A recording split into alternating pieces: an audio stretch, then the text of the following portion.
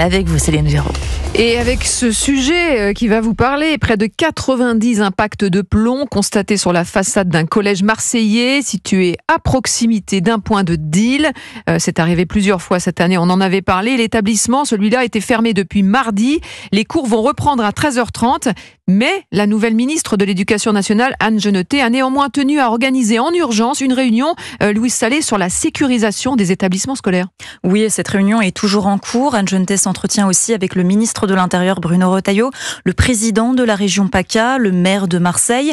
Une réunion a eu lieu aussi ce matin dans l'établissement. Le directeur académique a garanti le maintien des forces de sécurité aux abords du collège.